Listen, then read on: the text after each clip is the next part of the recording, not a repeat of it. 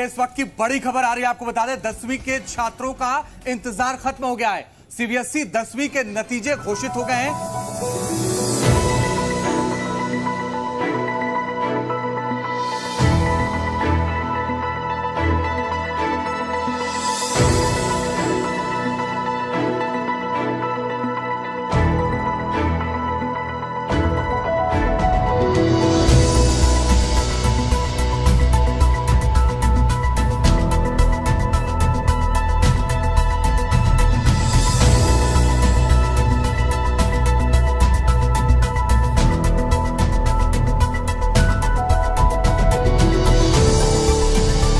And there were some people who were unhappy and felt, they hadn't been marked very fairly, and I imagine we can expect more of the same now that this is just the class 10. For the CBSE Class 10 board examinations just a short while ago. Remember, the CBSE took to Twitter to announce that at 12 noon today the results will be declared. But remember, over 20 lakh students will be checking their results today.